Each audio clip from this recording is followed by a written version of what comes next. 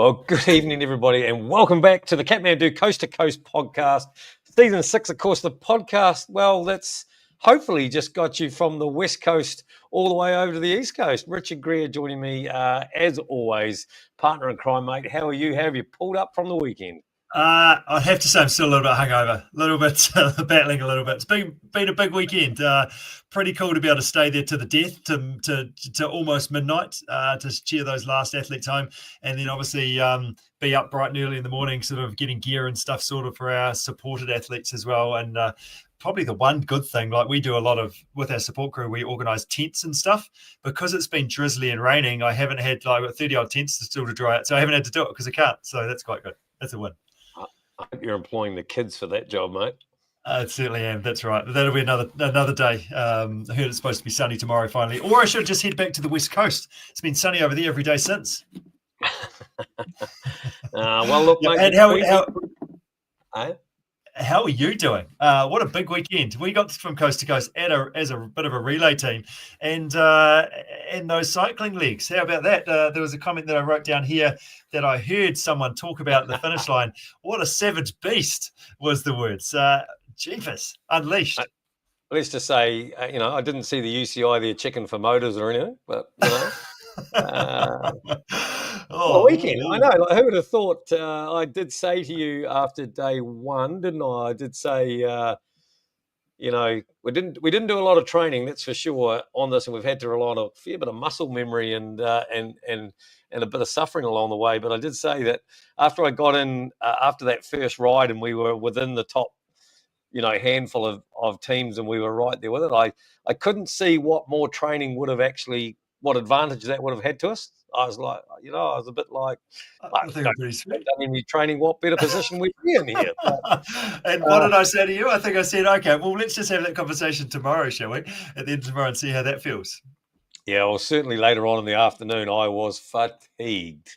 Boy, was I! I was like, yep, no, okay. So maybe some training might have actually helped me deal with that, because I was pretty buggered later on in the afternoon when you get that wave of you're all on adrenaline to start with, and when that all ran out, I was a bit of a sad state there for a while in the mid-afternoon. That's right. But we gave you another shot of that in the morning, didn't we? Sort of thing, and then another shot of that in the afternoon. The old, all right, let's get cranking, and it was. You did well.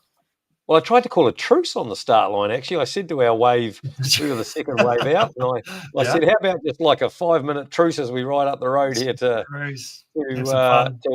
warm up? But there was a little bit of laughing and chuckling, and then, of course, Richie said go, and that's all. So what you're saying is the media man with the mo doesn't quite have the sort of mana or the sort of sway that maybe Richie McCaw might have had if he said it. Is that what you're saying? Well, I blame him. He blames me, and I blame him. I just chased down the guy who ran away and then set up. And then Richie came around the outside. So it was all on from when he made the switch. So. Yeah, no, that's awesome. And how are the legs today? Pretty good. Yeah, no, not bad. Could go again.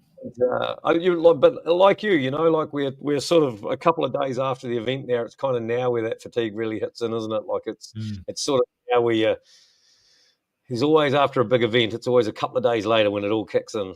Yes, yeah, that's right. We need to have a big shout out to our kayaker. We can talk about sort of victories and bits and pieces like that, but really, like we have to give a bit of a round of applause to Toby Brook, our kayaker, the third pick. Yeah. And that was the smoothest comment I've ever heard. We've been giving him a bit of jib. Well, he's been giving us a bit of jib actually all weekend about him being the third pick. And there was nothing more smoother than you just sliding in there on Friday night at Klondike Corner that Michael Jordan was the third pick. So, yeah, and he's actually the same height as Michael Jordan as well. So there's obviously meant to be. So I think the funniest bit about the whole thing was obviously Toby Brooks had a great weekend. Obviously the fastest paddle time overall.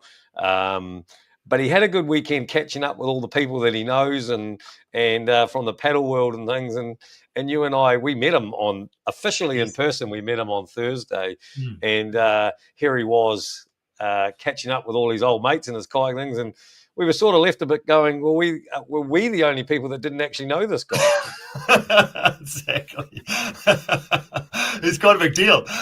Okay. So that's good. Yeah, no. Actually, he ran pretty well. I've got to say, Toby, I know you're going to watch this. You ran bloody well off the beach for me too, mate. That was a real gem of a thing for you to do for me too. He did well, and look, a couple of wee videos. He's had some reasonable form there too. So maybe keep an eye out for maybe doing a mountain run next year too. Yeah. So all in all, great weekend for us, Richard. That was your dream. You had a dream about 12 months ago that you wanted to put a team together and you wanted to run up that, be the first people to run up that beach, be the first people to hit New Brighton, christen the sand.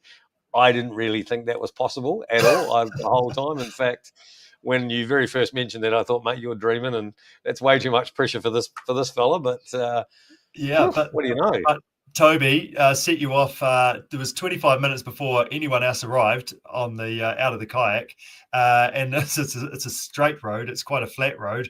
We'll go with your headwind, and right, Angus, you rode that solo for us. Thanks. But what happened when you headed across that bridge? What happened for you?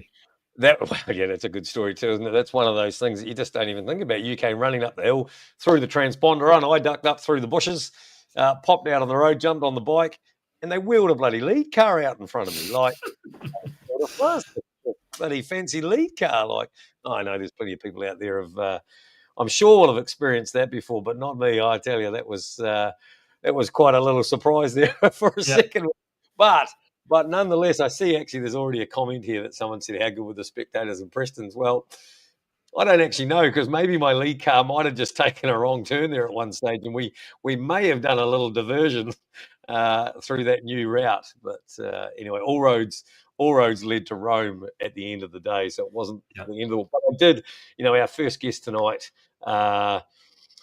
when we talked to Sam, I did actually spend a fair chunk of my time riding down that road, looking over my shoulder to see whether he was coming or not.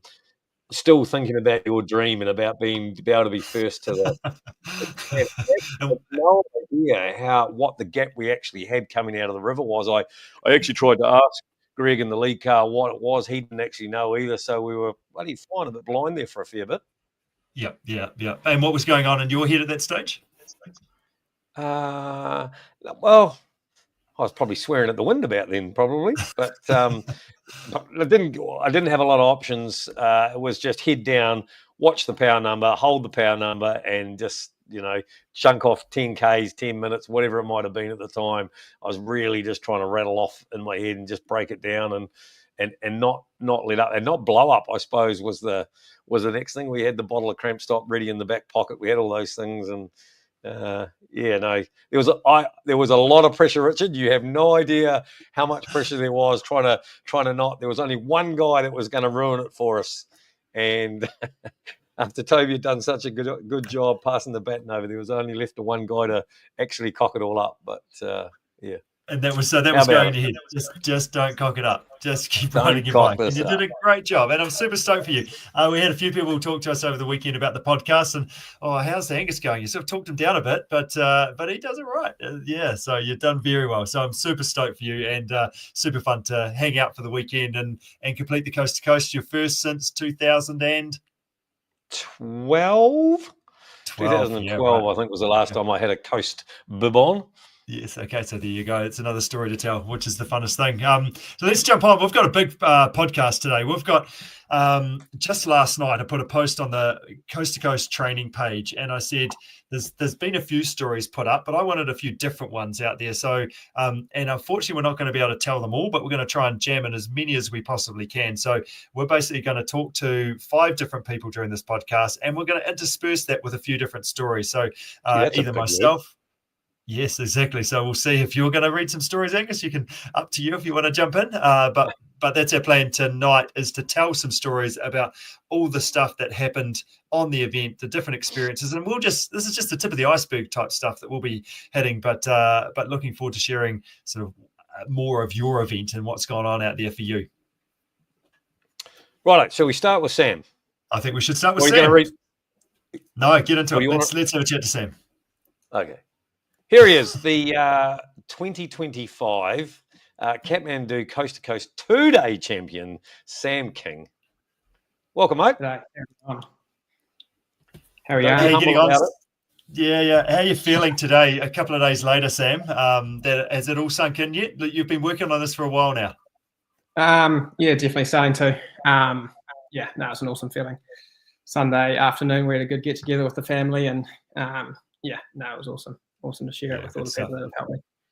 Because of course it was your birthday too, wasn't it? Yes. It was. Yeah. No, a very special weekend all around. Good stuff. Nice work. Tell us a bit about your background. How many times have you stood on the start line? What did it take to kind of actually get across that finish line first and claim that pretty elusive 2-day individual overall winner title? Well, I've been to Coast pretty much every year of my life. My dad's done it 13 times, and my uncle Ian Walsh has done it 22 times. So, wow, yeah, my childhood pretty much was coast to coast every February, which was awesome, and often a birthday at Klondike or on Sumner Beach back in the day. So, really special. That's what I sort of we tended to follow the 2-day race more. So I've stood on the start line 5 times, once as a team, 4 times as an individual, and it's pretty much a dream come true to get my name on the trophy of the 2-day individual. So very, very special. That's so good, and no one's going to ever be able to take you away from that. Like, that's what you've achieved, and that's super exciting. Just tell us a little bit about your race. How did it unfold? Did it go to plan, or were there some things that sort of with some spanners in the works that you've had to kind of deal with on the way that maybe you hadn't seen before? I guess in all my previous individuals, I've made a different mistake, so I sort of had a lot of experience, which helped me a lot. The first ride was pretty hard compared to previous years, which was good for me. And we sort of seen a few people probably ride a little bit too hard, which sort of made the bunch a little bit unsafe towards the end there, but it worked well for me. And I sort of wanted to get out, have a fast transition, and run the sort of first 5 or 6K of Goat Pass as hard as I could to get out of sight and just run my own race. And and you did that out of fantastic transition. Basically, just grab your bag and go. So you were first by a good 30 seconds just through the transition, which you wouldn't be looking back. So you probably didn't even know that, but that feels nice, doesn't it? Yes, definitely. And 30 seconds in that first couple of K is massive. So. Yeah, and then turn around 8K later, and Jordan was right on my heels, and I thought, bugger, here we go. So, we sort of worked our way together to Doreen Creek, and then managed to get a little bit of a gap through the boulders, and just continued to run my own race. And pretty cool feeling to get to Klondike first for sure. Mm-hmm. How did you pace that? Did you try and were you continuing to work hard, or just kind of manage your own pace, just run your race? Because I mean, when someone's right on your heels, you can push a bit hard through that upper deception section. Yeah, no, I just stuck to my own pace. I went through 2 weeks before, and pretty similar time to what I did in race day. So I knew that's what I could do, and just knew, if I stick to what I can, there's a lot of time to be made up on that Minga flat. So I knew if I got there fresh, and that's the fastest that I could run it. So I was pretty happy, very happy. Yeah, good stuff. Good stuff. What does recovery look like for you? Because that's a key part of the 2-day. Klondike Corner is a place that I enjoy, and I like to socialise there. And Flavia, my coach, was pretty worried seeing me at the corner waiting for a few other friends and family to finish. And I still enjoyed the moment. And I sort of thought that if I stayed in a good headspace, it would have helped me just as much. I had worrying too much, try and be too particular about that. Yeah, that's right. So, I just really wanted to enjoy the whole experience, and sort of thought if I'm enjoying it and I'm in a good headspace, that's going to sort of lead me to have a good day too, I guess. Mm-hmm. Anything special that you're doing there? Any nutrition or putting your feet up, massage? Definitely, pure protein shake right at the finish, and then just trying to eat some solid food. I always get a pretty crook stomach through Goat Pass just from hammering the gels and whatnot. So it does take me a bit to get back onto the solid food, but just plenty of water, plenty of drinking, and just being organised, because if you get organised for that kayak early in the day, you're not stressing late at night. So that's the key for me. Yeah, good stuff. And tell us about your day 2. How did that go? Your first ride, how was that? That can be pretty hectic early on. Yeah, it was a busy first ride, another quick first ride. So that was good. I sort of knew that for me, I actually thought the run down to the kayak is actually quite an important stage of the race and probably overlooked. So I wanted to run that as hard as I could, because if you get 30 seconds on the river, that could take to Gooseberry to make up, or that sort of gives you that bit of leeway, especially in that lower flow if you make a slight mistake. So yeah, I sort of did that, and it was the second kayak on the water, one team ahead of me, so it was good to follow some lines there. And then the very own Team CP kayaker flew past me about 3k later, and it's a bit out of sight. So and then had a very solid paddle all around. I was really happy and pretty surprised actually. Yeah, good. So where were you? Did you have people to follow? Did that team kayaker stay in front of you, or did you pass them? Whereabouts were you? I passed him on the gorge entrance, and then that was quite good. I just sort of stuck to my own line. I know the river quite well with Ian, my uncle. He's taken hundreds of people down that river, so I'm very lucky to learn from him. And so I know the river quite well, and knew that I could trust my own line. And it was quite good to just get to the front and then focus on my own race and not being influenced by others, which was good. Yeah, good. So were you second out of the boat? Were you second out of the boat? Yeah. That's awesome. That's really good. Yeah, cool. And then you were able to did you get into a bit of a bunch, or just ride hard and see what happened? What happened on the ride home for you? There was two team paddlers about a minute behind me on the water, and then obviously straight through transition they tagged their runner and then tagged their biker, and they were on the road just before me. So caught one of them on the bridge, and then caught the second one just at the top of the hill. So then there was a good group of three of us to work away, which was made for a very pleasant ride back into town. It was So it was just the three of you, no one else. Ideal. Just the three of us. And they don't care. They're working for you. You're doing your own thing, and then you could probably almost enjoy that ride. Would you say that? Would you go as far to say that? I was actually pretty nervous the whole way, because I'd controlled everything I could control, and I thought, and that bike is something, if something goes wrong that you can't control, it could all go wrong there. So about 5k to go, I let them go, and I said I'm going to enjoy this last little 5k down the Marine Parade there. So that was awesome. And you weren't far behind them. You just sort of looked like they finished, and you kind of just cruised up the sand and enjoyed that moment. Yeah, no, absolutely. No, very special. Good job. And did you ever think of Angus Petrie out the front going, I'm hunting him down, I need to get that sand first? Yeah, absolutely. No, I knew at the speed that your paddler went past me, there wasn't much chance of that happening. So, and he got the speed that I was going to ride at. It never comes into it, does it? No.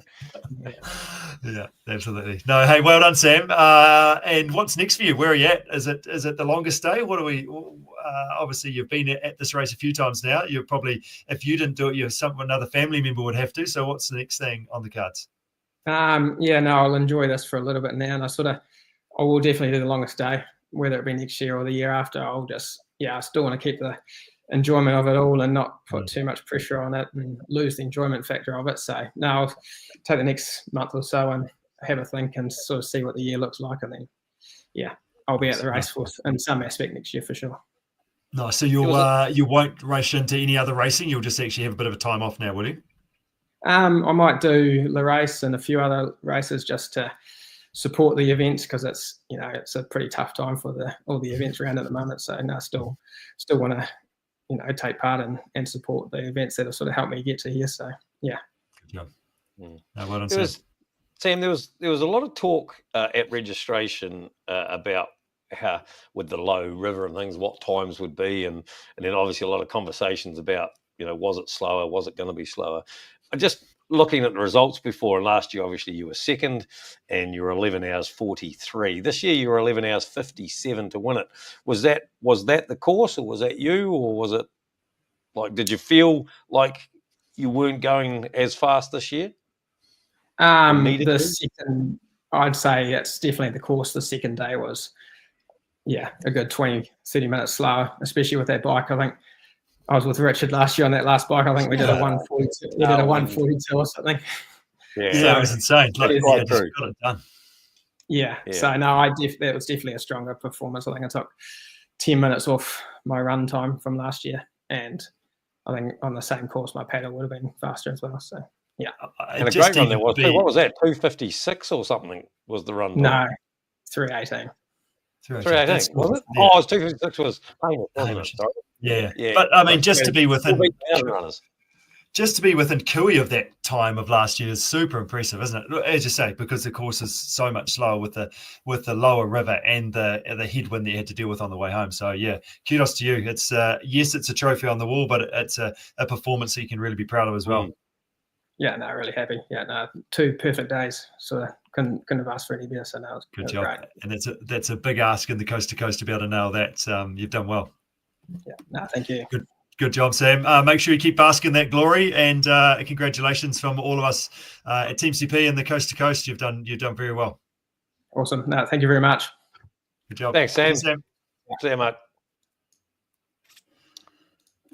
Good work. Hey, we're going to crack on. I've got a bit of story time from Hayden Smith. He did the longest day. He was number 307. So he sent this through to me early this morning. He said, I crashed my bike at the 70.3 Worlds in Taupo in December and fractured my collarbone and sustained a soft tissue damage to his pelvis. Had to get a wheelchair out of the hospital. Couldn't even sit up in bed without assistance. I had an entry to the Coast to Coast longest day, and everyone thought there was no way that I'd do it. So this is December, including my partner who was doing the 2-day.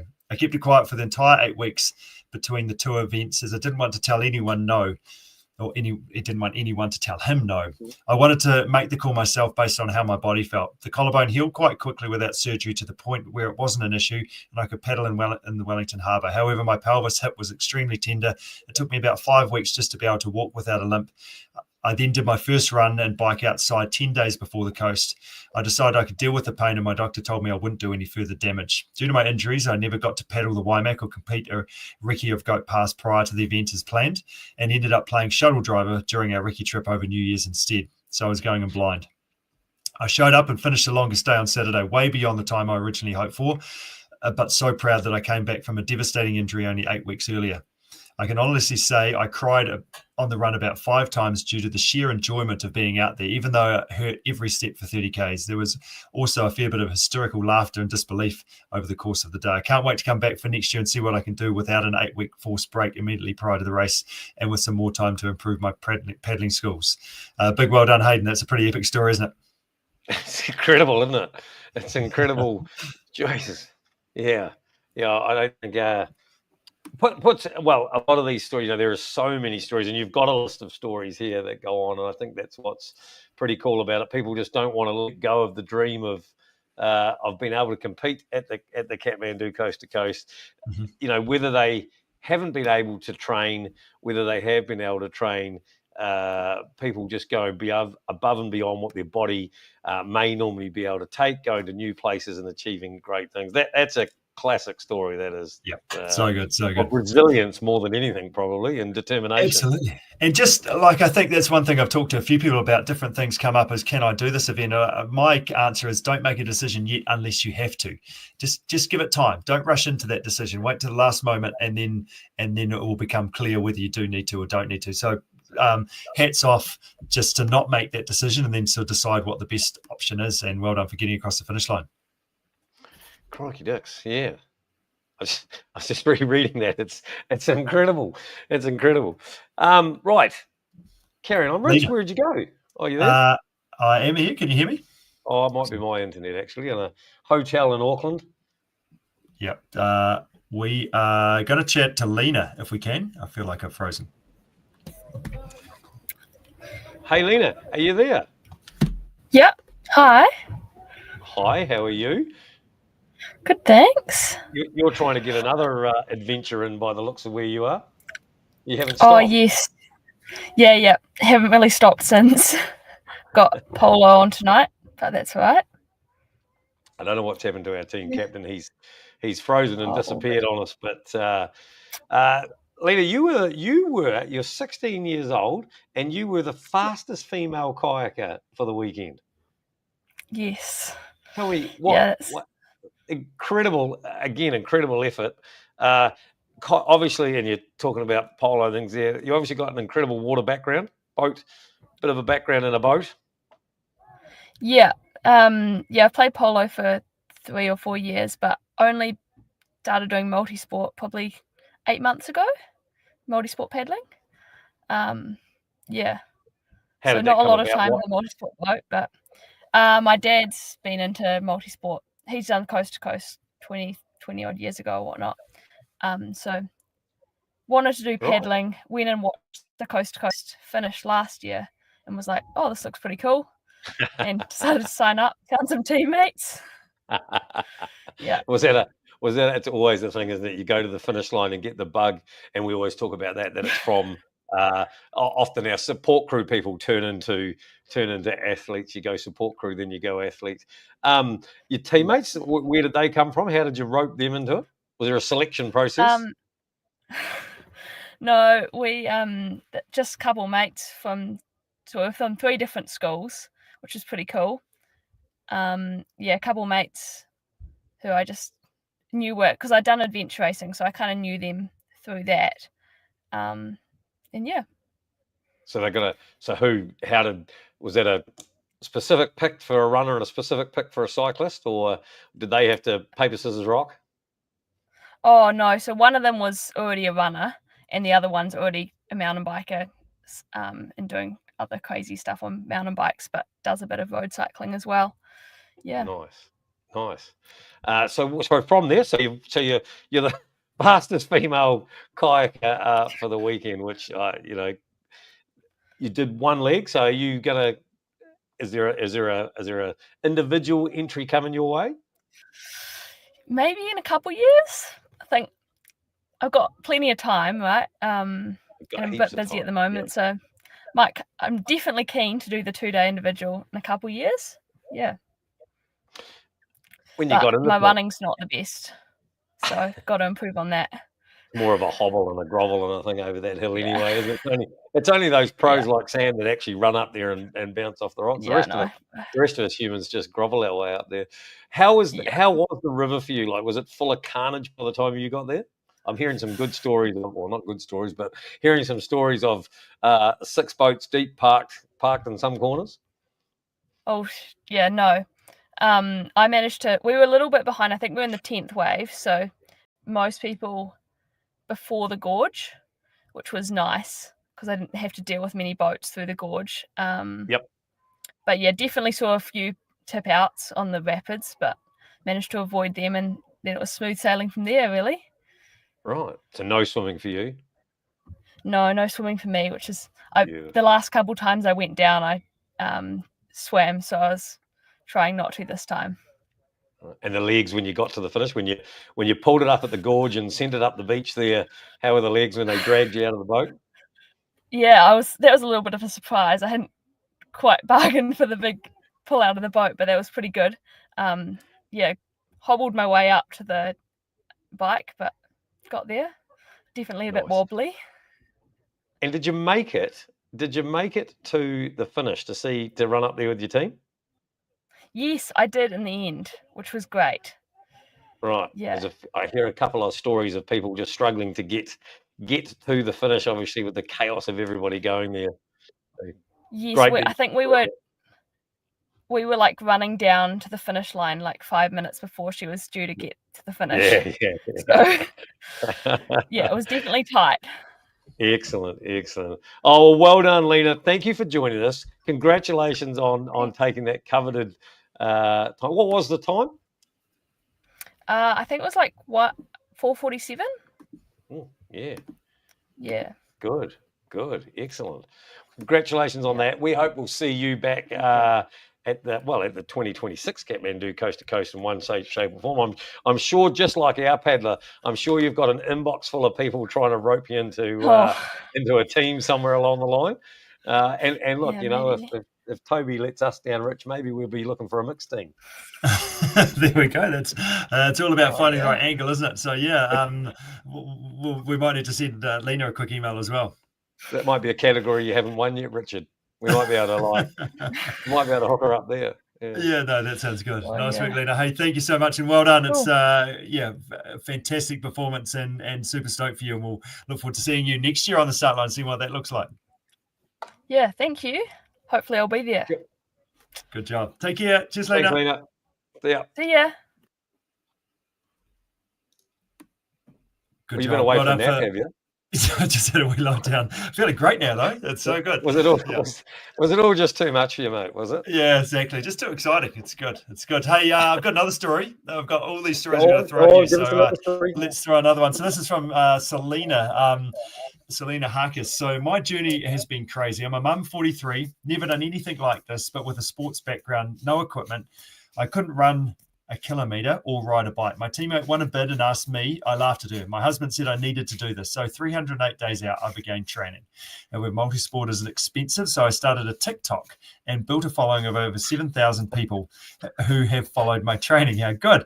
And encouraged me and helped her get the equipment that she needed. The race turned into something more than just our team finishing, but a journey of motivating others to get up and start their fitness journey. I learned so much about myself: hard work, determination, companionship, trust, and all the things it takes just to reach the start line.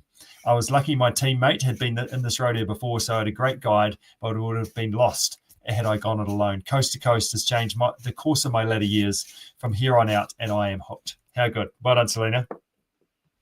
Yeah, that story of do it once, you're a lifer almost, aren't you, at Coast to Coast? 7,000 people on TikTok. Maybe there's another avenue for us, Richard. Maybe. How's your TikTok account, Angus? I don't have TikTok. Well, maybe we should. I'm not sure. I'm the same as you. Sandra will tell you I'm addicted to my phone and enough apps as it is without adding another one to it. Yeah. Do you have Strava, Angus? Mate, if it's not on Strava, it didn't happen. I tell you, each one of my 3 rides is on Strava. I don't have it now. I made sure I pushed save and upload before I did anything else. Yeah. I was really disappointed actually as my run down to the kayak that I was like, oh no, I haven't pushed go on Strava, so it didn't count. So that's disappointing. I can tell you how hard it was and how fast it went, but you won't believe me. Hey, should we get Mark's story? I think so. Let's have a chat to Mark. This is a pretty cool story. The Endurance Award.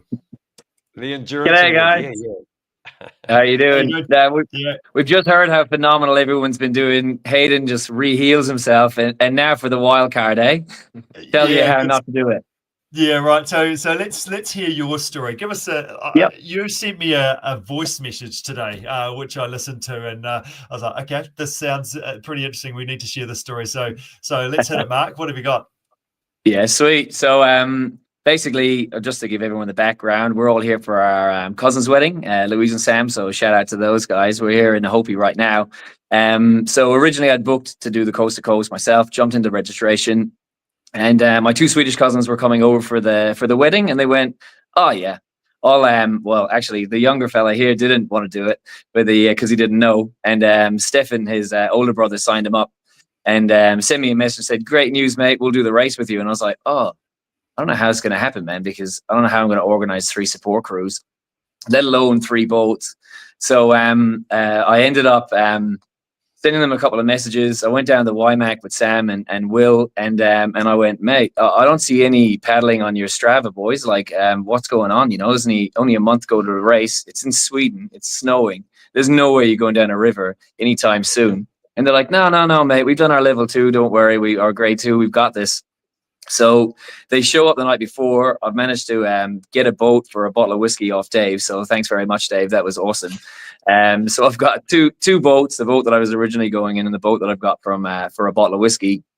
And these boys show up the night before, and they start. We've never put them on the bikes, so we're trying to organize everything. They've never been in the boats, let alone a boat. They've never been in a multi-sport boat. They went and looked at the boats and thought, "Wow, these things look long." I'm like, "Oh no, mate." So we went to a bit of flat water, put them on the flat water. David falls out instantly. I was like, "Oh no, this isn't going to be good, mate. I don't even know if you guys can go down." I'm suddenly thinking like my aunt's going to kill me because I'm the one who's organized this. They couldn't have done it if I hadn't supported them. So get into the race. These boys are obviously pretty keen, and they do heaps of Ironman. So they love endurance stuff and doing and just going on big adventures. So as they were getting to the start line, Stefan turns to David and said, "I think we could win this thing, mate. If we hang on with the pro pack, we got this." So that's the level of confidence they had. And at the first transition, Stefan comes in, and I said, "Where's your brother?" He said, "Mate, I was crushing it. I just had to leave him." I was like, "Oh, mate, you guys need to stay together. We've only got 1 support crew." So off he goes into the woods. His brother shows up straight afterwards, and he says, "Where's my shoes, man?" I'm like, "What? What do you mean, where are your shoes?" He's like, "I left them at the beach." I was like, oh, mate, they're in the green bag. That's of no use to anyone, man. Those things show up at the other side of the line. So we've got these like horrendous looking shoes. We've chucked them on his feet and we've sent him off to do Goats Pass for the first time in his life. So that was pretty epic. And as we get to the next transition, we're standing waiting for the pedal section, and I seen Connor, who was one of our support crew, hobbling down next to Stefan, his older brother, and I'm like, how has he got a stitch, man? He literally has run like barely 400 meters, and it was because we didn't have any shoes at the top for Stefan, so he's had to take his shoes off, and he said to give them to Stefan to come down. Then Paul makes a quick adjustment to the boats. He was like, I don't know what kind of operation you boys are running here, mate, but this is horrendous. The cables weren't even connected. He was never going to make it down the river. So we've chucked Stefan in the boat. We've sent him off. We've been doing, obviously, updates for family members, and we had to put all the videos on mute because Paul's in the background going, oh, my, mate, he looks like he's stirring a teacup. This guy can't paddle. And I'm like, oh, no, what have I done, man? I'm in big trouble. So then David comes down, follows him, gets to the kayak, and he's like, where's my bladder bag, guys? And we're like, what do you mean, where's your bladder? How have you not had everything ready, man? Like, this is, like, we only had a couple of hours to organize everything. I had to teach you everything I've learned in kayaking in 8 minutes that I've learned over 8 months. And then we've sent him down the river as well. So off he goes, he gets launched, and his paddling was actually a little bit better than his brother's. And we were waiting at the gorge, and obviously you can see when people have gone through Woodstock, and we're waiting for the numbers to come up, and we're at, I don't know, the cutoff for Woodstock's in 7 minutes, and there's no Stefan, there's no David on the board. We know David's about 30 minutes behind Stefan. It's like, oh man, I hope one of them makes it. Like, please, one of you make it. And then suddenly Stefan's name comes up and it's like, oh, awesome. And then we play that game of bingo where it's gone past and now we're waiting for his number, David's number, to come up on the board. And we're like, please don't come up, or well, please come up because I want to make sure he's all right. But I was hoping that he'd somehow evaded everybody and he'd got past. And so we're waiting for Stefan. We're shouting down into the abyss because he's only got another couple of minutes before he's got to make the cutoff at the gorge. And Stefan comes around the corner, David comes around the corner. We're like, it's a miracle, mate. I don't know how he got in front of his brother. They're paddling within a couple of mil of each other and they didn't even know they were together. So they obviously had a bit of a mare as they went down. Like David, you were saying, as you went along, what was it like when the officials...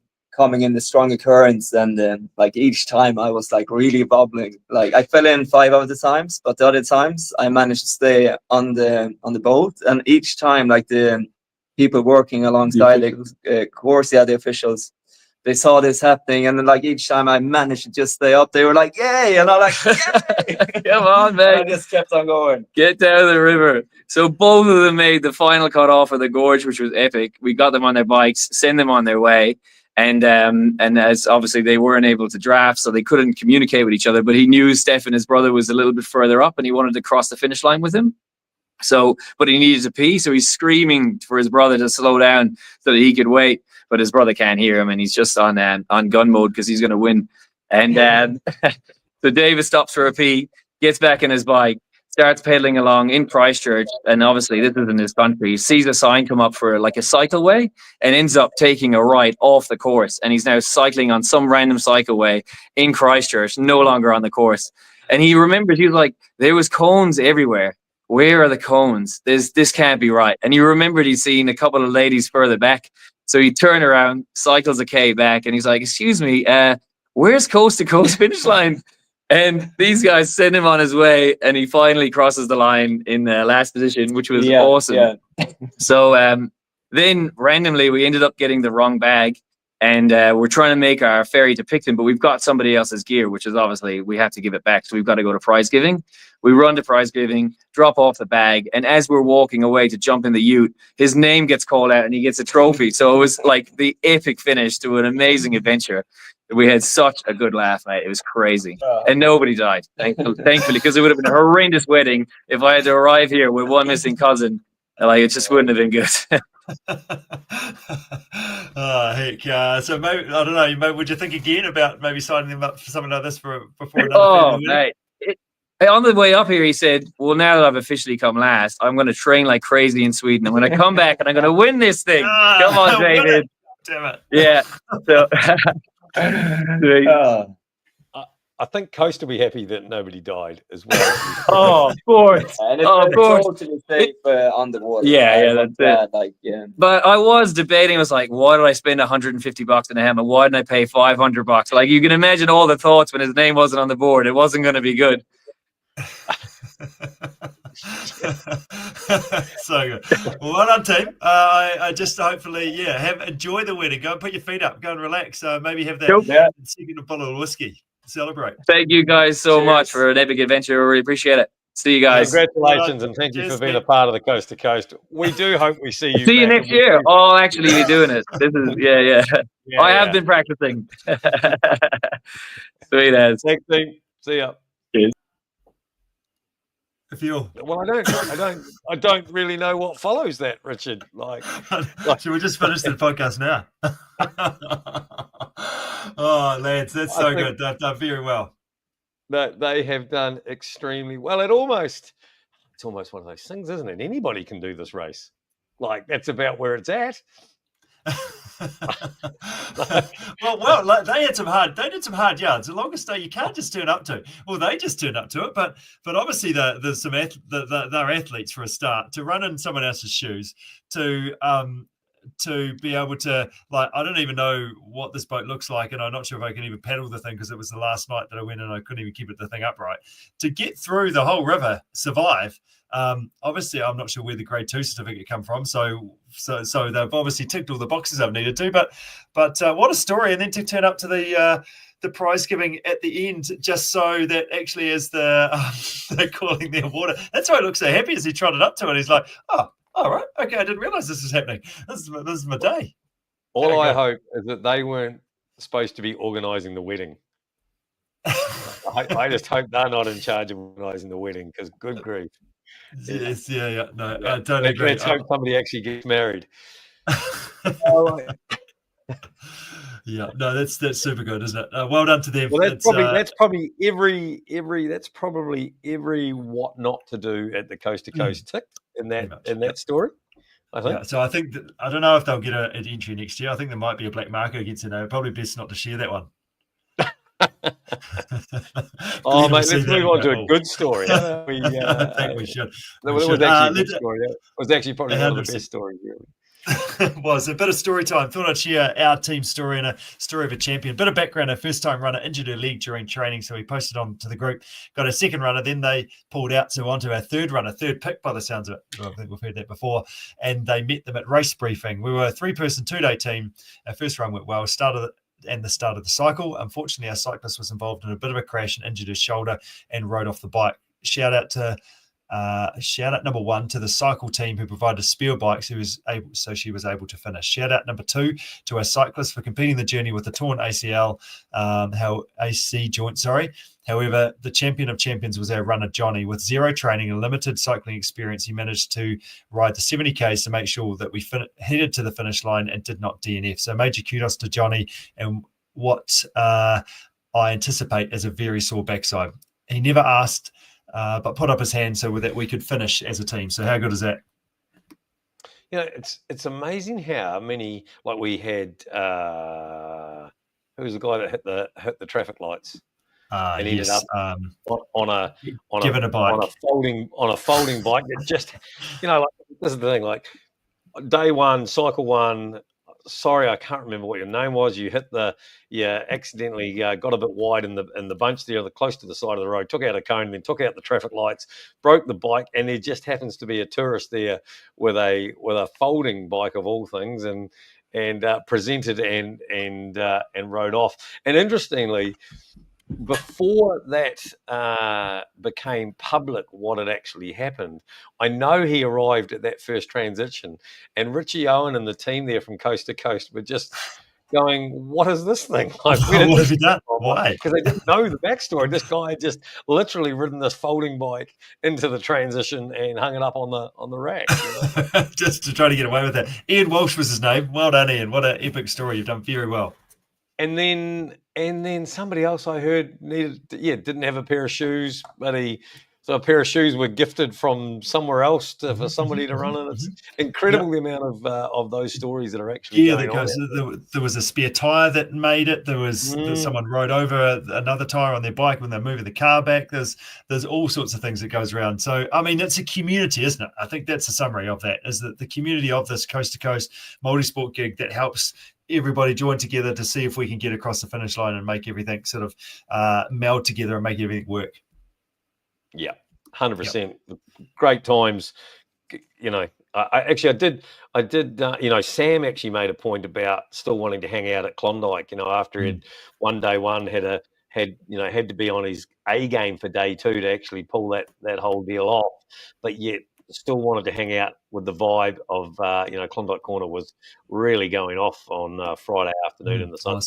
And again, I've got to say that, like, at the finish line, there wasn't many people to welcome us home, Rich. I was a bit disappointed that the crowd hadn't turned up when we got there. That's for sure. It was only about 10 people. You were so quick, Angus. That was the trouble. If you'd slowed down a bit, we could have had a bit more crowd, a bit more vibe. Maybe, although I don't know if you want to tell Glenn's story there, but it's probably worth a shout, actually. So Gemma, who's one of the key organisers, gets on the phone to Glenn, who's sitting in traffic, trying to get to New Brighton, and the first team's about to arrive, Glenn, but we've got nobody here to shake their hand. And he's like, "Oh, okay. Well, who is it?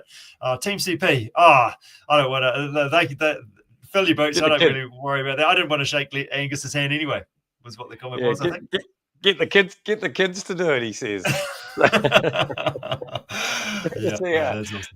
Good to see how important we are to them. But later on, at that finish line, man, you couldn't move anywhere. It was packed with people, wasn't it? Such a good, and that was that whole community thing. And again, as the night rolls on, it gets later and later and later, and athletes are still coming in, and there's, that people are just still. They're there to the bitter end, Rich. It's really good to see.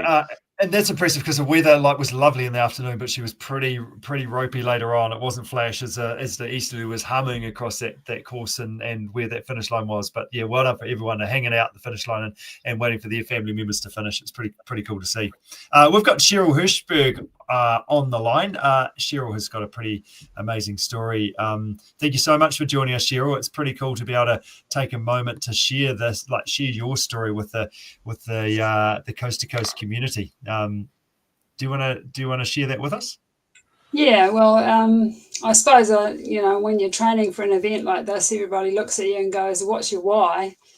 And my why was my dad. Yeah. And he was a coaster. He was born in Kamara, and he used to tell me stories about Robin Junkin's dad, who was his tech teacher at school. And he inspired him to become a builder, and my dad built a lot of schools on the coast, and he was coming with me. He was 89, and he was coming with me to watch this event. It was really a special chance for him to watch me pass through the area that he had hunted as a child and be there. And I wanted to complete it for him as a 2-day individual. But sadly, he got sick suddenly and ended up in hospital on the 1st of January. And he fought hard. He spent 7 nights in the ICU in Rotorua. And he fought really hard to stay with us because he so wanted to come back to the coast. But he still wanted me to go. And we were doing, as a family, 24/7 care for him because there's not enough staff in the hospitals to care for people that are that sick. So my siblings and I were rotating every 3rd night. So it wasn't the best lead up for training, but I wouldn't change it for anything. And I left him to go and compete in his honour. And when I got to the coast, which was Murchison, my first on last Tuesday, a week ago, I got there and my friends and that around me said, "What would you like?" And I said, "Actually, I'd like a beer." And then I had a beer and sat under the tree and looked at the fantail in the tree, and then went down had this urge to go down to the Buller River, and I went down there, and my dad passed when he knew I was there. So the race was an emotional roller coaster. But I had special friends that I'd been training with. They were racing with me, and I had my husband as my support crew. And I thought, I'm going to be okay. I woke up on race morning. It was dark, but there was one star in the sky that was shining down there for me. And so I got to the start and psyched myself up and raced with an energy and a purpose I didn't really know that I had. And Dad held me in my boat in the Hamilton Rapids as I braced myself through that. When I thought I was coming, there was just carnage everywhere on the rapids. And I remember coming through one, there was 8 of us went in a line and only 2 of us come out at the bottom. And I said to Fitzy, mate, we were the only ones that survived that. He said, mate, I rolled. I came back up again. I said, well, amazing. I don't know how you did that. But he did. So that was a tick. But on the final bike, 10 Ks in, I got a puncture. As I just got a group and we were just rolling, I'd just come off the front, rolled to the back, and my back wheel was did on the road. And I seen some supporters on the side of the road, and I pulled up beside them and I said, does anyone know how to change a puncture? And they said, no, but we'll help. So I pulled over and I put the tube in and I twisted it. So I lost my gas cylinder because I hadn't put it in straight. But then fortunately, the specialised guys spied me and helped me out, and they got me rolling again. And then I managed to get in with a tandem team with 2 big young guys. I think their names were Chris and Russell, and they were a 2-person tandem team. And we picked up another chap called Jack, and we just they just helped me send it home. I mean, they didn't know my why, but we were just going for it into that headwind. I don't know where that energy came from, but we just managed to get there. And then I got to the finish chute and ran down the line there. And Steve Gurney took one look at me at the bottom of the hill, and he came down and he pulled me up the final climb, which was a special way to honour my dad and take out the 2-day individual vintage. So that will always be an adventure to remember for me, and remember the spirit of the event that everyone competes in and supports. And it was Kia Kaha Coast to Coast team, and that was Ray's race for me. Good job, Cheryl. Hey, well told. That's a huge effort. And yeah, your why is so important, isn't it? Like, you was never any way you were never not going to finish that, were you? You were, yeah. Well done. That's super impressive. Thank you. Yeah. And yeah, to have your so many moments there that you can think of your dad helping you out through that. I mean, these are experiences that you just never forget either, do they? They just hold with you forever. It's pretty, very, very special. Yeah, when I was doing the mountain run and I was coming down onto the Minga, it's pretty hard when you get down onto that part. And just as I was coming in, I was starting to feel like, oh, this is not going to be good.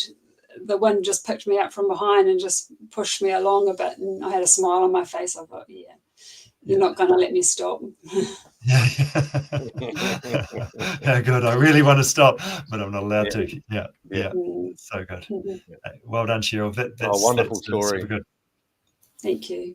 Yeah, brilliant. And those listening into this, both live and afterwards, I mean, are really going to appreciate that. It's a big job to put yourself out there and share a story like that. That is so special, and your story. So you really appreciate your time and really appreciate you sharing it with the rest of our Coast to Coast community.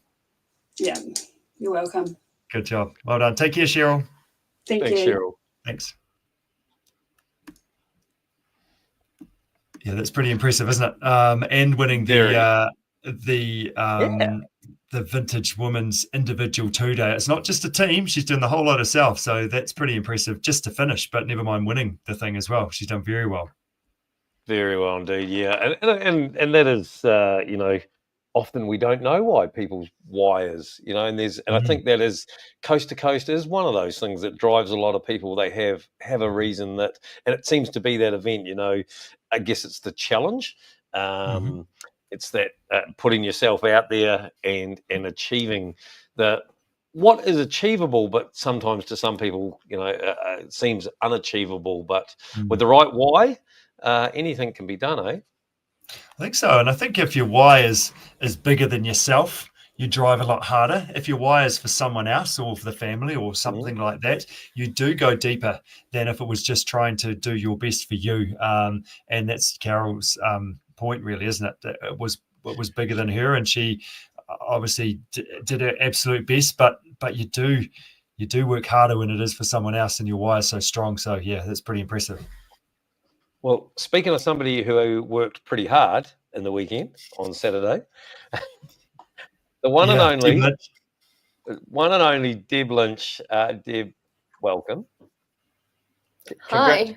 Congratulations. 2025 Kathmandu Coast to Coast, longest day, world champion multi-sport female. How about that? How special does that feel? Oh yeah, it's pretty wicked. Honestly, it's pretty hard to follow up a story like Cheryl's. I was almost a little cry there in the background. It was so good. Yeah, this whole podcast has been a real roller coaster, to be honest. We've had chaos, we've had highs, we've had lows, we've had all sorts. Yeah. So how am I supposed to top this? Well, I don't think you need to top it. I think we just need to hear your story. Pretty cool. On the coast have done an awesome job with their Instagram sort of reels and bits and pieces. And today your one come up of you standing on the start line, of you riding your bike of through the mountain run and heading through your transitions. And one thing I found that was really cool is that I think on your Instagram come up of you practicing your transitions the day before, of you running and then putting your helmet on and no, I'm afraid it goes on like this, not like that. And that was the before it was a bit of a comedy show, I have to say. It was very good to watch. And then like transfer to like 24 hours later and it's the slickest operation known to man. It was pretty impressive. During the race, I sort of stopped. So I think there was the kayak to bike transition. Yeah. In car park the night before. Yes, that's right. Yeah, but amateur 20 minutes of how we're going to figure that out. And then on the but day, you did figure it out. Yeah, and the laughing stopped. It was on. Yeah. They did a great job. That's good. Do you think there's a performance enhancing effect of going onto this podcast pre-race? Because obviously we interviewed you just before the race, and then all of a sudden we're interviewing you again as a champion. Do you think that's a thing? Well, it could be. However, I think I got interviewed last year as well before the race. Okay, right. So, okay, you do. Okay, we'll put a line through that.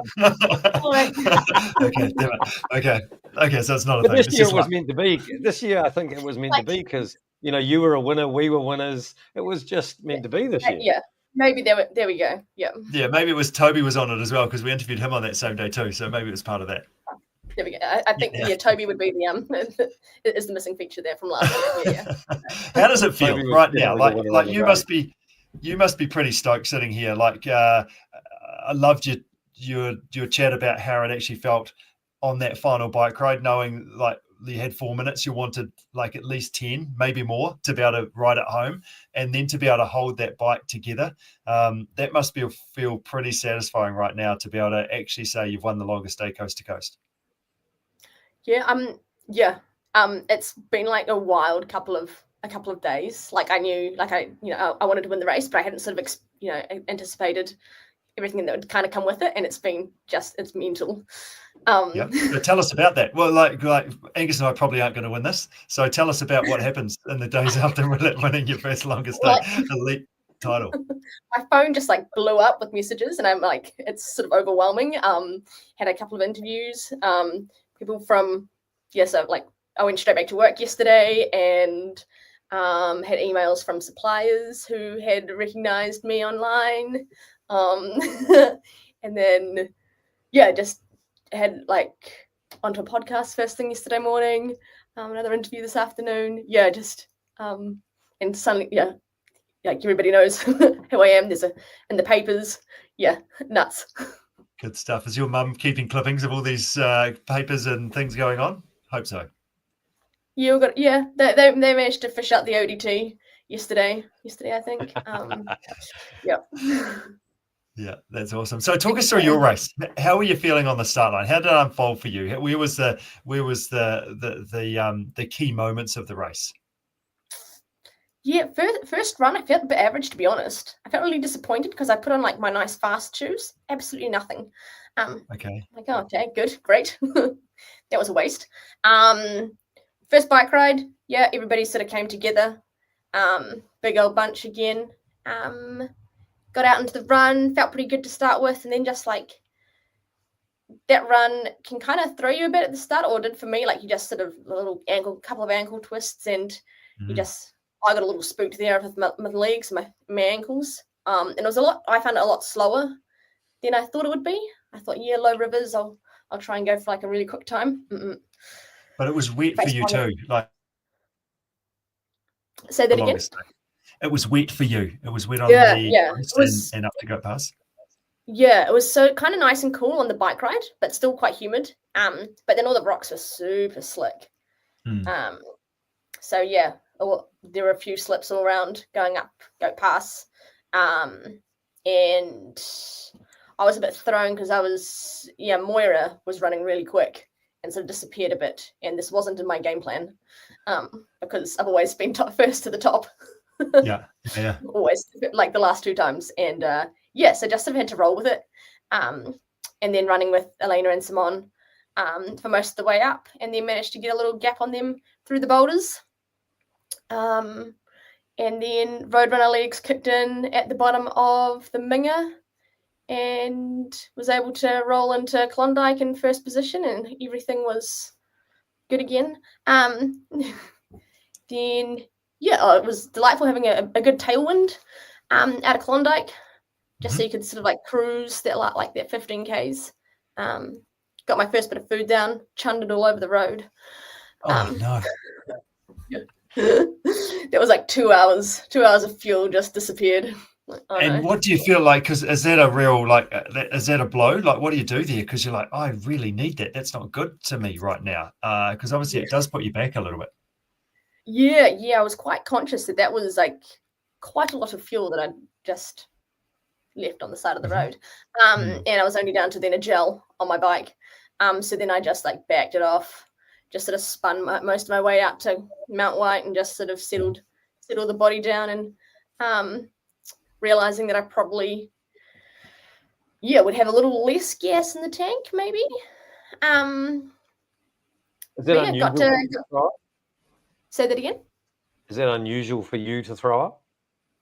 No, I did it the first year, but there was a poor nutrition choice in there in terms of having Amanda in at Mount White. But this time, I think maybe I just sort of overloaded some of the carbs later into the run, because it was quite. I found it quite hard to take in carbs over the run because it was quite warm. And so probably maybe took in a few too many near the end of the run. I don't know what happened there. But got out in the kayak. Didn't get any time splits. Had no idea where anybody else was at that point. And is that good for you? Like you're just paddling as hard as you can and trying to do you, because you've led into the boat last 2 years, and then you've had a couple of boat disasters. So how were you feeling? Like you don't know where anyone else is. I'm just paddling a boat here. Are you just paddling by fear? Are you paddling, I'm just going to do my thing? What's going through your head at that stage? I think it was just pedaling. I knew I couldn't do anything stupid, and it's quite 70Ks is a really long way, but it's also quite a long way to try and sprint, and you're going to lose your arms pretty quick. That's right. So it was just trying to be sensible and thinking about like it's a long day out here. I started counting Ks at kilometer 2. Not a good idea. Really bad. And so it's just so I had a couple of people to paddle with and around, maybe up until the gorge, and then it was a pretty lonely day after that. Just trying to chat to the people on the side of the river as I came past them. What else did I do? They don't have great chat though, do they? The people beside them, because by the time they can actually hear you, and then all of a sudden you're gone. It's pretty tough to have a conversation with someone. Can't wave, so it's just like either like saying hi or doing an East Coast wave, and which is quite hard. I think my helmet's a bit big. So yeah, just talking to myself, admonishing myself when I took a dumb line or race stroke through a rapid instead of actually paddling through it. And getting to Woodstock, you're like, right, I'm going to have to try and really dig in now and go another level to the end. What was the story there? Oh, Woodstock. I was like, I just really want to get out of this boat. So I think there I was. My thing is I go like when I realize I'm sort of starting to switch off. It's like 20 good strokes, you can switch off. Another 20 good strokes. So it was, just trying to, like just geeing myself up for that last little blatten, and it's really not that far, but it's really far, and that gorge bridge is that little hill you can see for a very long time. Just a long way. The distance never ever arrives, is it? So transition, obviously your support crew was super slick, and you spend a lot less time that you want to. Like, it's a really nice place to be, but all of a sudden you're on your bike and away, and then you have a split, I think, down the road a little bit, and then how are your legs? How are the energy levels getting out of the boat? You threw up getting into the boat, but did you get some good nutrition down, and how were you in that stage? Yeah, managed to get down all the nutrition I'd planned for in the boat, and that all stayed down real sweet. So I was pretty stoked with that. Got on the bike, and then I think I was running basically caffeine gels and Coke at that point, and a whole lot of Hail Marys to myself. How are the legs? The legs are completely rooted. I was flickering cramp through a lot of that 70 Ks. Cramp would start, and I'd find another gel. All right. Hopefully some of that electrolytes will help me out here.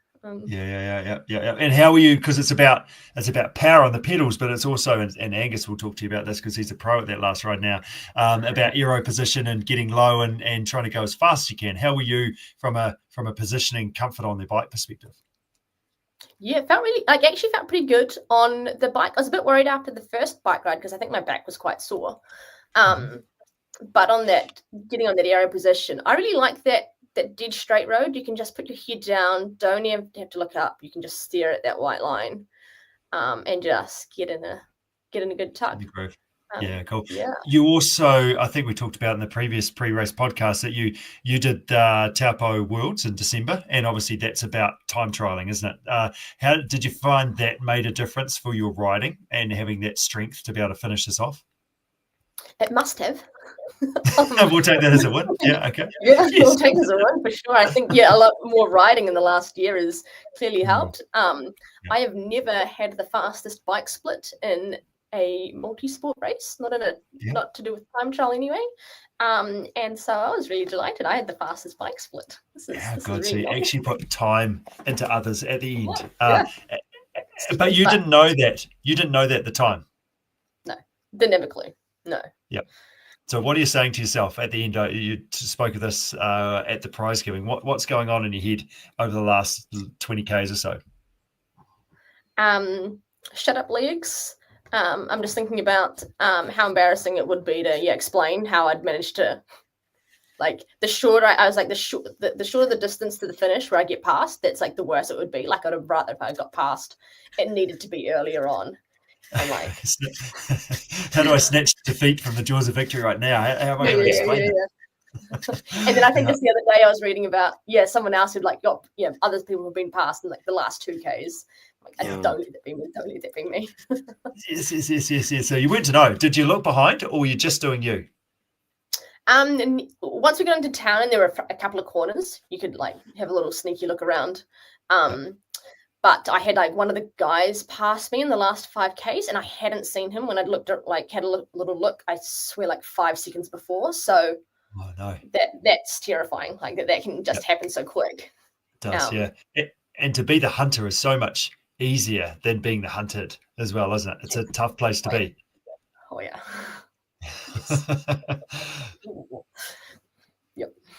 Yep. But getting off your bike, how good was that sand? Running up the beach, and what a crowd! It was an incredible crowd on Saturday to be able to welcome you home. That must have been pretty amazing. Looked pretty cool. It was, epic. That was, like I said, it was so loud. I was convinced that they were getting excited for a sprint finish. Like until they Start it wasn't celebrating. until I started high-fiving down the finish straight that I'd realized. Like I think I'd maybe had a little look, and I realized it was just for me, and then I could start high-fiving. But yeah. Okay. Yeah, so good.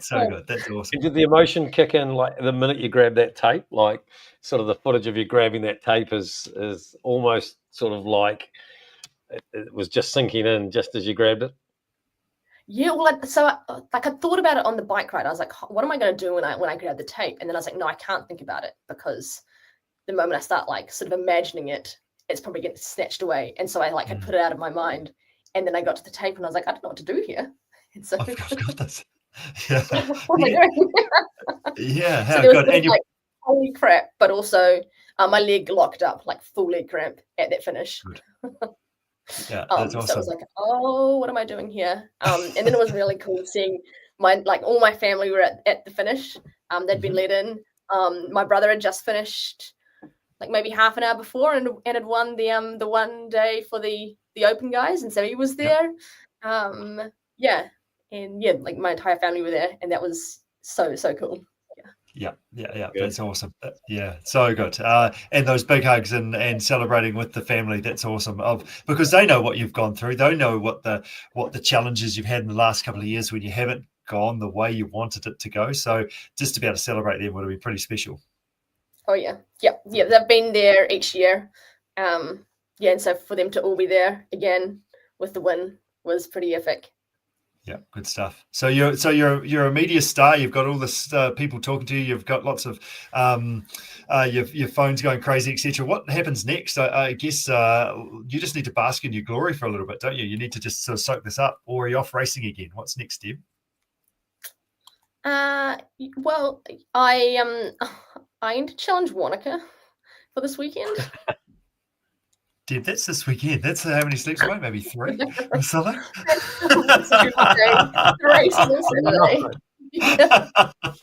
Oh, no. Yeah. That's, yeah. She hasn't said she's not going yet, though. No, she hasn't. I've done that. I've done the 2-day individual, but I went down just to do the swim. And then I pretty much went back to bed after that. So you've got, oh my goodness. I hatched this plan like after I did the last 70.3 and had a good time. And I was like, I can do this again. Here we are. I'm in Clyde. I think you've got to take your trophy down with you as well. You've got to go and celebrate that as defending coast to coast champion. That hey, let's go and have some fun. Just to put some fear up there. Well, the swimming seemed to help for my kayaking. We'll see if the kayaking can help with the swimming, because there hasn't been any of the swimming since the last one. So no, it's like it'll be a fun day out. You didn't need to swim on Saturday, so no. Well, again, I was looking for some extra swimming time, but it didn't happen. So I had to take this trophy instead. Good.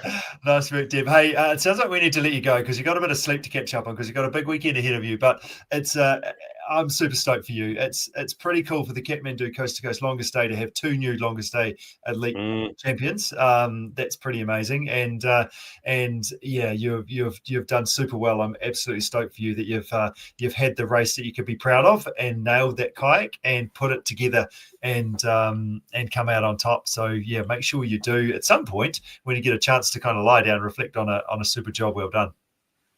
No, we'll do. It was a pretty epic day. It's pretty exciting to get get it all lined up and have a good day all around. Yeah. Well done, Deb. Take care, and we'll look forward to catching up with you soon.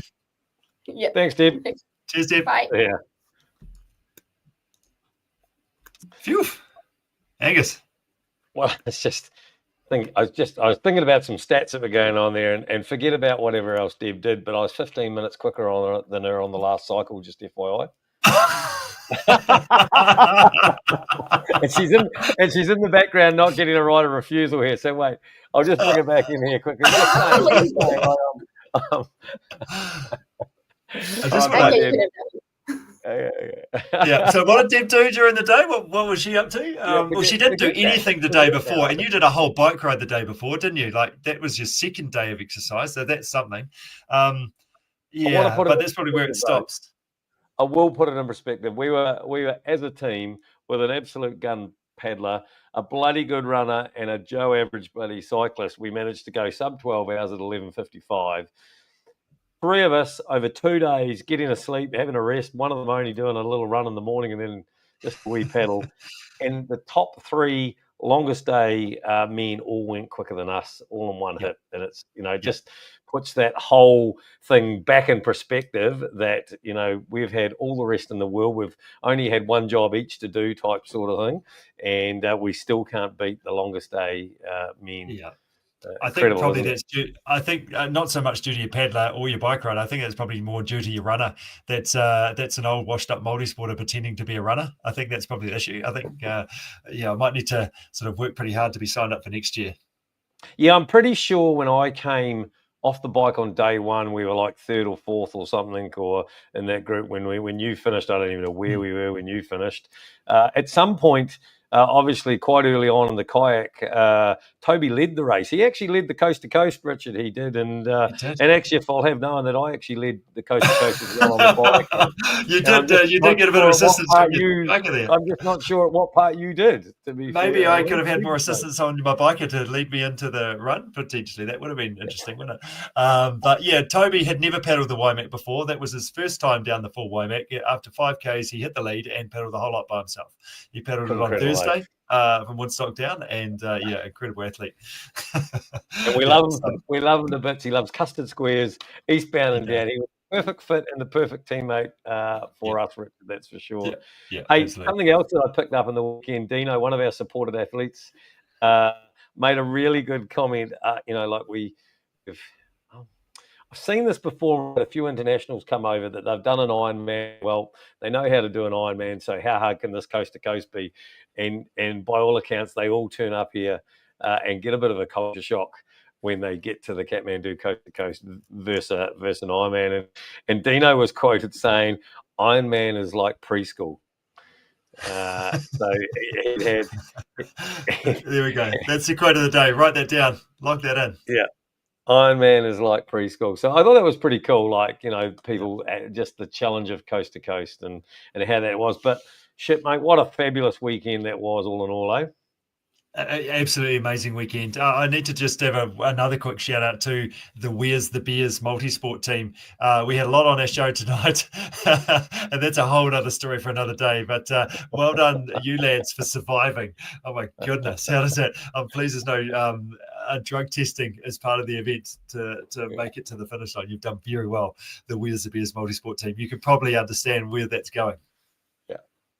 They sound like good teammates for me, actually. Yeah, exactly. We definitely trained in that way. No, a fantastic event. Training program. I think you might already be on this. So no, hey, big thanks to Sam, to Mark, to Lena, to Cheryl, and Deb for joining us. For all those people that have sent messages and things like that. For those that read out, absolutely amazing. For those that we weren't able to get to, everybody's story is absolutely fantastic, and well done for being involved. If you didn't make it to the finish line, well done for putting the effort in and making it to the start line, as we've talked about a lot.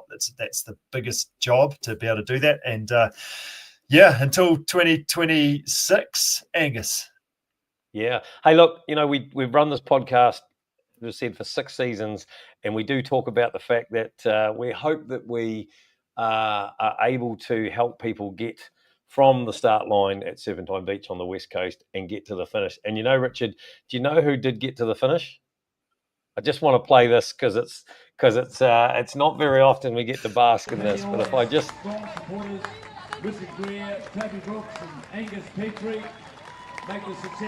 I'll just unmute it, Richard, in case you want to talk through this.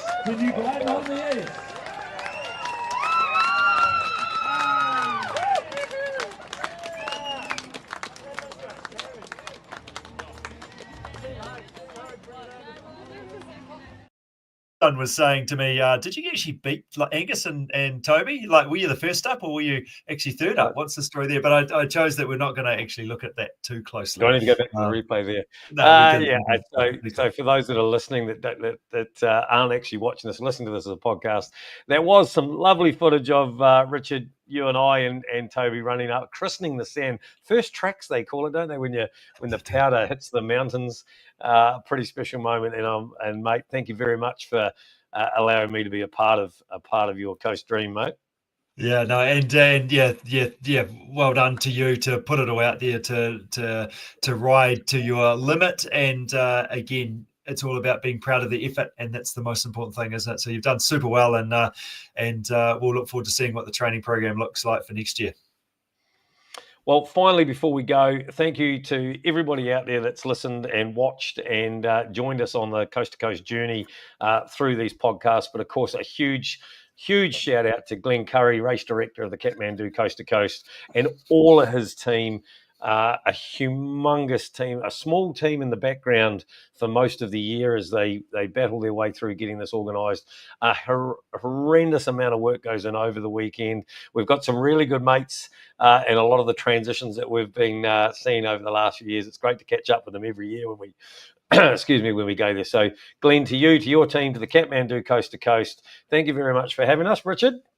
Yeah, absolutely, and to our support crew team, to our athletes, to our to everyone involved, to our families and things like that. It's amazing to be able to be part of this as well and to share that experience with them.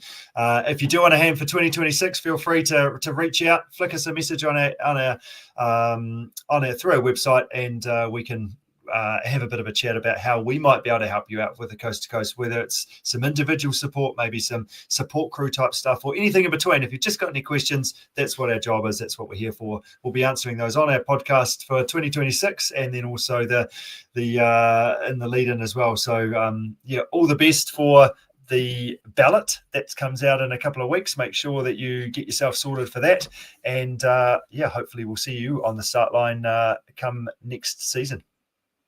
And if you haven't any crazy ideas out there sitting at home watching this, Toby is not on the market. yeah. Just like that. Well done, Angus. Thank you. Thank you, everybody.